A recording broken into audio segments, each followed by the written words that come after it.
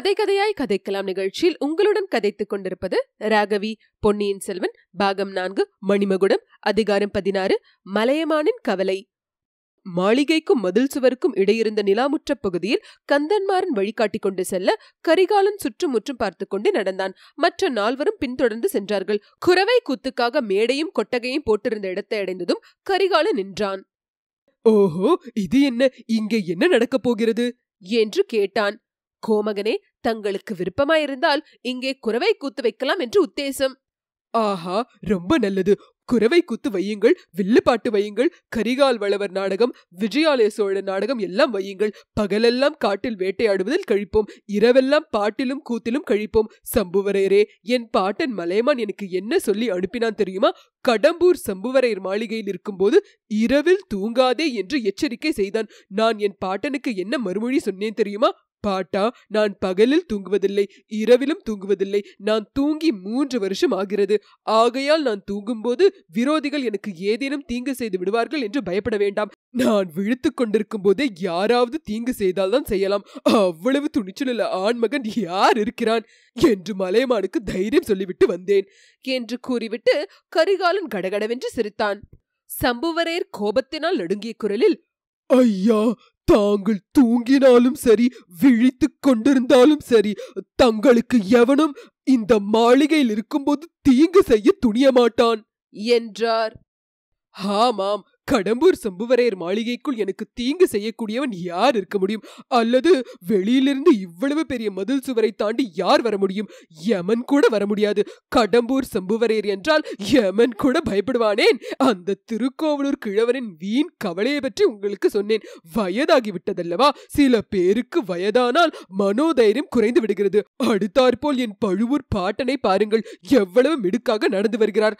60 பிராயத்தை கடந்தவர் என்று யாராவது சொல்ல முடியுமா என்று கூறி சிறுநகை செய்தான் கரிகாலன். பழுவேட்டரையர் இதற்கு மறுமொழி ஏதேனும் சொல்ல வேண்டும் என்று எண்ணி தமது தொண்டையை கணைத்துக் கொண்டார். அது சிங்க கர்ஜனையை போல் முழங்கிற்று.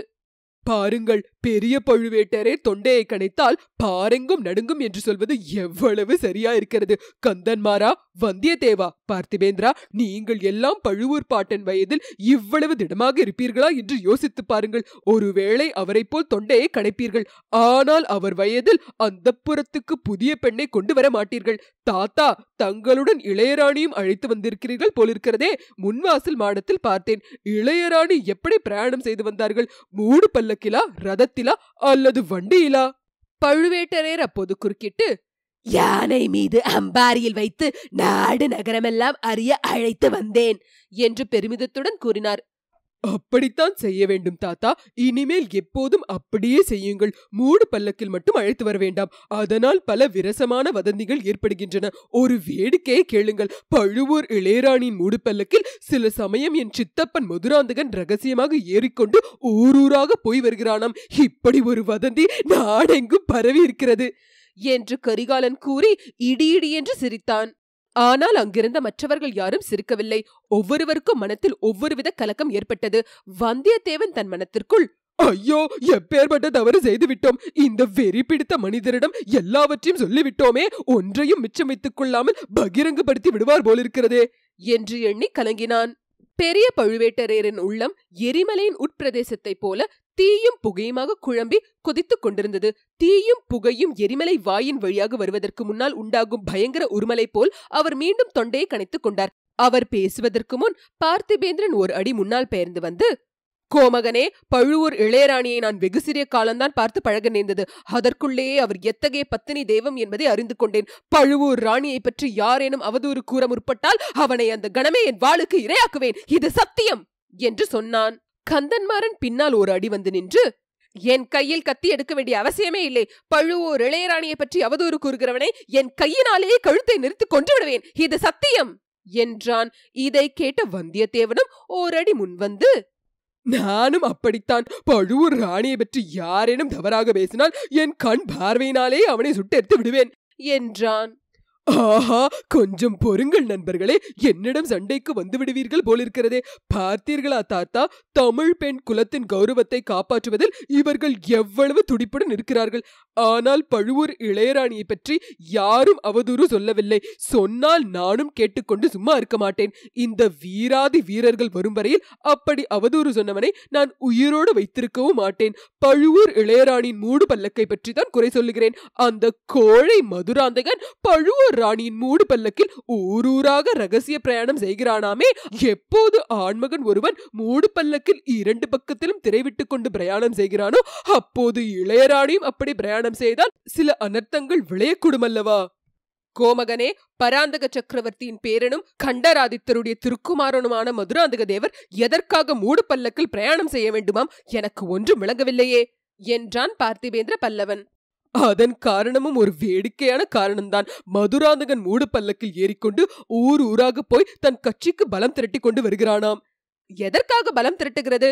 எதற்காகவா? என் தகப்பனாருக்கு பிறகு சோழ ராஜ சிம்மாசனத்தில் அவன் ஏறுவதற்காகத்தான்.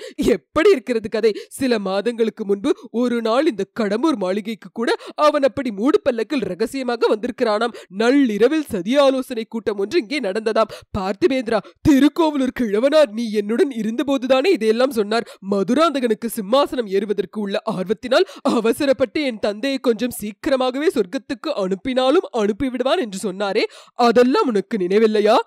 நினைவுக்கு இருக்கிறது இளவரசே. அதையெல்லாம் அப்போதும் நான் நம்பவில்லை, இப்போதும் சிறிது கூட நம்பவில்லை. தஞ்சாவூருக்கு போய் தங்கள் தந்தையை நேரில் தரிசித்து விட்டு வந்த பிறகு நீ மட்டும் என்ன, நான் கூடத்தான் நம்பவில்லை. நம்பியிருந்தால் இந்த கடம்பூர் மாளிகைக்கு விருந்தாளியாக வந்திருப்பேனா என்று கூறி கரிகாலன் மீண்டும் எதையோ நினைத்துக் கொண்டவன் போல் சிரித்தான். கடம்பூர் சம்புவரே தொண்டையை கணைத்துக் கொண்டு, கோமகனே, திருக்கோவலூர் மலையமான் குலத்துக்கும் எங்கள் குலத்துக்கும் நீண்ட கால விரோதம் என்பது தங்களுக்கு தெரிந்திருக்கும் என்றார். தெரியாமல் என்ன? அந்த விரோதத்தை பற்றி சங்கப்புலவர்கள் பாடியிருக்கிறார்களே. கொல்லிமலை வல்வில் ஓரியை மலையமான் திருமுடிக்காரி சண்டையில் கொன்றான். வல்வில் ஓரியின் வம்சத்தில் நீங்கள் வந்தவர்கள். ஆகையால் அந்த விரோதத்தை இன்னமும் வைத்துக் கொண்டிருக்கிறீர்கள். கோமகனே, வல்வில் ஓரியின் சாவுக்கு உடனே பழி வாங்கப்பட்டது. வல்வில் ஓரியின் உறவினராகிய அதியமான் நெடுமானஞ்சி திருக்கோவலூர் மீது படையெடுத்து சென்று அந்த ஊரையும் அழித்தான். மலையமானுடைய முள்ளூர் மலைக்கோட்டையும் தரைமட்டமாக்கினான். சம்புவரையரே, அதியமான் மட்டும் தனியாக அந்த காரியத்தை செய்துவிடவில்லை. என் முன்னோனாகிய சோழன் கிள்ளிவளவனுடைய உதவியை கொண்டு தான் மலையமான் மீது அதியமான் வெற்றியடைந்தான். அந்த பழைய கதையெல்லாம் இப்போது எதற்கு? நாங்கள் மறந்துவிட்டாலும் மலையமான் மறப்பதில்லை. ஏதாவது எங்கள் பேரில் அவன் குற்றம் சாட்டிக் கொண்டிருக்கிறான். நான் தான் சொன்னேனே, கிழவருக்கு வயதாகிவிட்டது. ஆகையால் புத்தியும் தடுமாறுகிறது. நான் இங்கே இருக்கும்போது எனக்கு ஆபத்து ஒன்றும் வராமல் பாதுகாப்பதற்காக அவர் ஒரு பெரும் சைன்யத்தை திரட்டிக் கொண்டு வராமல் இருக்க வேண்டுமே என்று கூட எனக்கு கொஞ்சம் கவலையா இருக்கிறது. இளவரசே, அப்படி ஏதேனும் தங்களுக்கு சந்தேகம் இருந்தால் என்று சம்புவரே தடுமாறினார். எனக்கு சந்தேகமா? இல்லவே இல்லை. மலையமானோடு எங்கள் உறவு 2 தலைமுறையாகத்தான். பழுவேட்டரையரோடு எங்கள் உறவு 6 தலைமுறையாக தொடர்ந்து வருகிறது. பழுவூர் அரசரே இங்கு வந்திருக்கிறார். அவர் சோழ குலத்துக்கு விரோதமாக ஏதும் செய்வார் என்று நினைக்க எனக்கு பைத்தியம் பிடித்திருக்கிறதா என்று கரிகாலன் கூறி பைத்திய சிரிப்பு சிரித்தான். பழுவேட்டரையர் கம்பீரமான குரலில், இளவரசே, சோழ குலத்துக்கு விரோதமாக நான் ஏதும் செய்ய மாட்டேன். இது சத்தியம். தர்மம் நியாயத்துக்கு விரோதமாகவும் எதுவும் எப்பொழுதும் செய்ய மாட்டேன். இது 2 மடங்கு சத்தியம் என்றார். ஆமாம் ஆமாம், தர்மம் நியாயம் என்பதாக ஒன்று இருக்கத்தான் இருக்கிறது. அதை பற்றி தங்களிடம் பேசி தெரிந்து கொள்ளத்தான் வந்தேன். வேட்டையாடும் நேரமும் கூத்து பார்க்கும் நேரமும் போக ஒழிந்த நேரத்தில் சற்று தர்ம நியாயத்தையும் பற்றி பேசலாம். சம்புவரையரே, இந்த பிரம்மாண்டமான அரண்மனையில் நானும் என் சிநேகிதர்களும் தங்குவதற்கு எந்த இடத்தை ஏற்படுத்தியிருக்கிறீர்கள் என்று கேட்டான் கரிகாலன். ஐயா, தங்களுக்கும் பழுவூர் மன்னருக்கும் பின்கட்டில் விருந்தினர் விடுதி முழுவதையும் ஒதுக்கி விட்டிருக்கிறோம். மற்றபடி வரக்கூடிய சிற்றரசர்களையெல்லாம் என்னோடு முன்கட்டிலேயே வைத்துக் கொள்வேன். ஓஹோ, இன்னும் சிற்றரசர்களும் வரப்போகிறார்களா? ஆம் இளவரசே, தங்களை இங்கே சந்திப்பதற்கு சுற்றுப்புறமுள்ள குறுநில மன்னர்கள் எல்லாரும் ஆவலாய் இருக்கிறார்கள். பலரும் வருவார்கள். வரட்டும் வரட்டும், எல்லாரும் வரட்டும். ரொம்ப நல்லது. யோசித்து முடிவு செய்ய வேண்டியதை ஒரு வழியாக முடிவு செய்து விடலாம். மதுராந்தகனுடைய சதி ஆலோசனை ஒரு புறம் இருக்கட்டும், நானே உங்களுடன் சேர்ந்து ஒரு சதி ஆலோசனை செய்ய விரும்புகிறேன். அதற்கு இந்த மாளிகையை காட்டிலும் தகுந்த இடம் கிடைக்காது என்றான் கரிகாலன். இத்துடன் அதிகாரம் 16 முற்றிற்று.